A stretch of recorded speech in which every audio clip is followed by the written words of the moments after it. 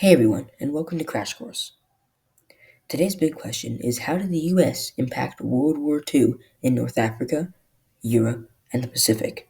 The overarching theme for all three is that the US involvement shifted the balance of power from at first being a support to the Allies to eventually ending the war through direct military interventions. Get ready, get set, and let's go through play by play across the world.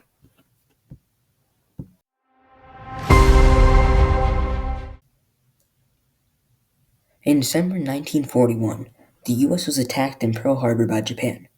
Prime Minister Winston Churchill of Great Britain reached out to the US President Franklin D. Roosevelt, saying, "Now that we're in the same boat, let's join forces."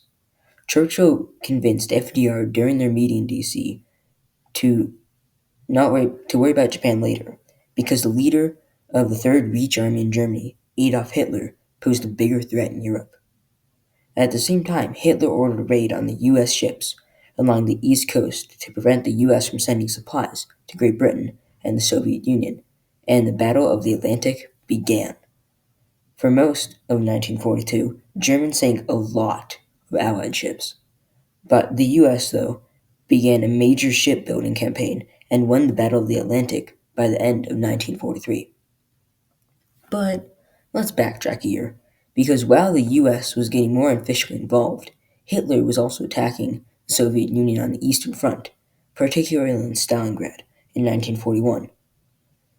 The city's namesake, Joseph Stalin, pleaded for the US to create a distraction to divert German forces. So, before jumping into the fray in Europe, the US launched Operation Torch, in the North African front.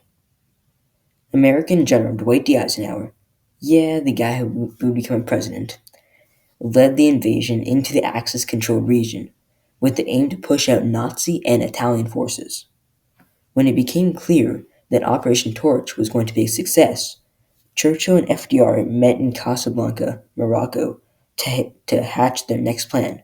FDR wanted to push the Germans back by way of the English Channel, but Churchill convinced him to confront the Italians instead, so they launched the Italian campaign. The Italian campaign was from 1943 to 1945 and led the capture of Sicily in 1943. The Italian government was so stunned, it's forced by the fascist leader Benito Mussolini to resign. When Hitler diverted resources to defend Italy some 40 miles outside of Rome, German forces were elsewhere weakened. Italy was eventually liberated, but Italy remained a battleground until the end of World War II.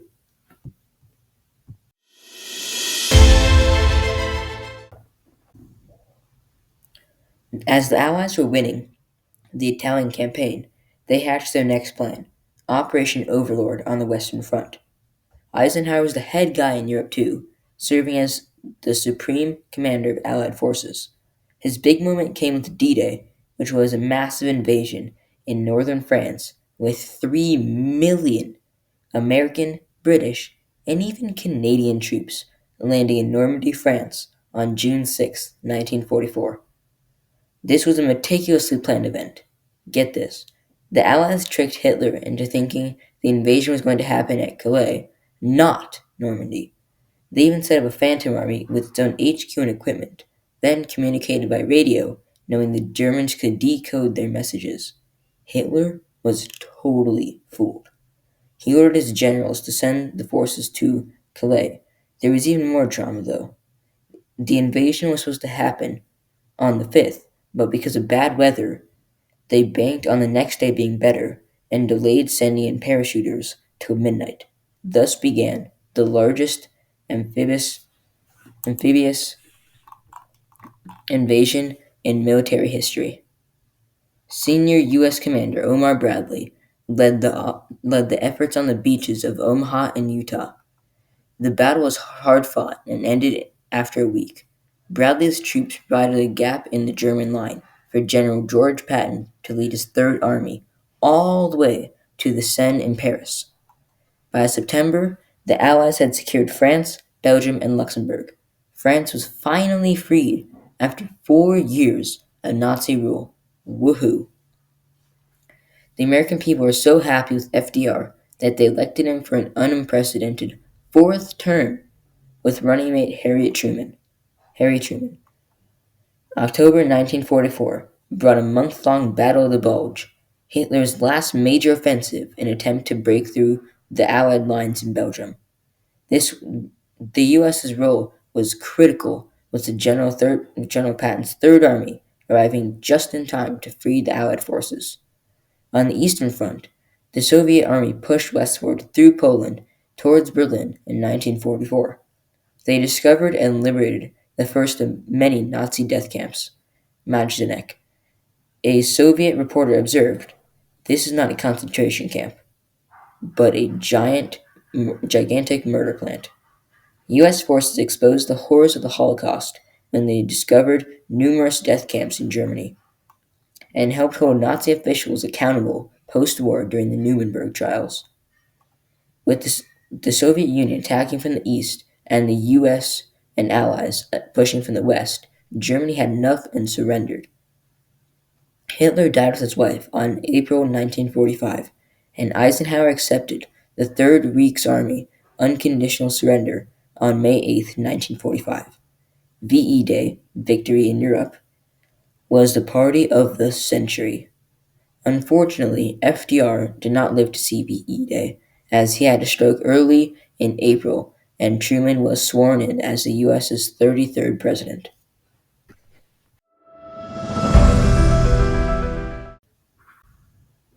Let's rewind to Pearl Harbor in 1941 and take a play-by-play of the war on the Pacific stage. Remember how Churchill convinced FDR to prioritize defeating Hitler before retaliating against Japan? Well, for the 6 months after Pearl Harbor, the Japanese amassed an empire that made the Third Reich look like nothing. They overran territories on the Asian mainland and swept over island nations across the Pacific, southeast, and all the way up to Alaska. In the same month as Pearl Harbor, the Japanese invaded the Philippines, pinning Allied forces against the wall until FDR ordered General Douglas MacArthur to return to America in 1942. Until the U.S. went full throttle against Japan. A month later, the Allies started gaining some traction against the Japanese after Lieutenant James Doolittle's raid on Tokyo and in the Japanese cities. Another month later, the American and Aussie troops stopped Japan's advancement into Australia in a 5-day Battle of the Coral Sea. Another month later, the U.S. decoded Japanese plans to invade Midway, a strategic island near Hawaii. Admiral Chester Nimitz won a huge victory that turned the tides in the Pacific toward the Allies. The U.S. Had avenged Pearl Harbor. The U.S. hatched its next offensive strategy, island hopping one by one. Allies won island territories an inch closer to Japan. First up, storming the Guadalcanal in the Solomon Islands. It took 6 months for the Japanese to leave it, but it was their first of many defeats on land. By October 1944, MacArthur returned to the Philippines to reclaim what he had left 2 years earlier. But the toughest battles were still ahead. Leyte Gulf, Iwo Jima, and Okinawa, all in Japan. Japan threw their entire fleet into the Battle of Leyte Gulf, pulling out in their new tactic, kamikaze attacks, which were suicide plane missions into Allied ships. It did some serious damage, and after 3 days of battle, Japan's Imperial Navy was devastated. A few months later, while the European front was coming to an end, the Battle of the Pacific was just heating up with the Battle of Iwo Jima, a critical base for the U.S. to launch attacks on Japan. And the most guarded spot on Earth was Japanese troops hidden in tunnels and caves. It took the month and a huge loss on both sides, but the Japanese won and moved on to the final frontier, Okinawa.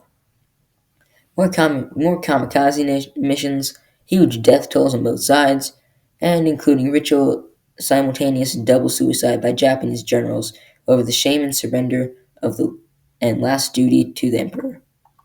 President Truman understood that Japan was not going to surrender easily.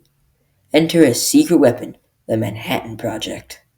Unbeknownst to anyone, The US was successfully developing the atom bomb under lead scientist none other than Robert Oppenheimer. Truman authorized the bombing of Hiroshima without hesitation. When Emperor Hirohito didn't surrender right away, the US dropped another atomic bomb on Nagasaki. Hirohito tearfully responded to the massive destruction of his land and people, and the terms were officially agreed upon aboard the U.S. battleship Missouri. The war was finally over.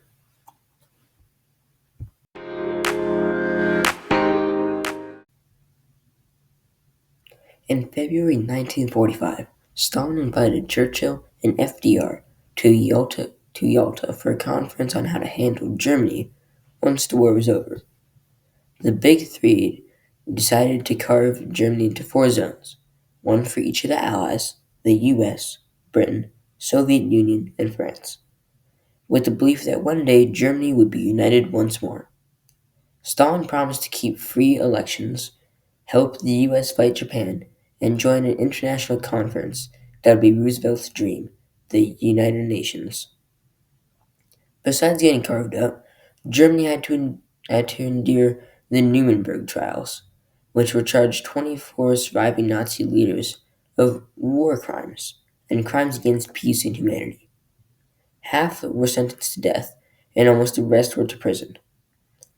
While the trials were criticized for many Nazis going free, the principle of individual responsibility was put into international law.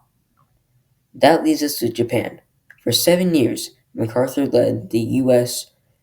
occupation of Japan, arresting more than 1,100 Japanese, including Prime Minister Tojo, who, along with six others were sentenced to death. Japanese officials in other Asian battlegrounds were also tried for war crimes against civilians and POWs. In Japan, free market principles led to an economic recovery and a new constitution complete with women's suffrage and basic rights transformed to the government. To this day, Japan's constitution is referred to as the MacArthur Constitution. So there you have it, folks. The U.S. not only significantly influenced the outcome of World War II in North Africa, Europe, and the Pacific, but shaped the world post war. Thanks for watching and stay tuned for more.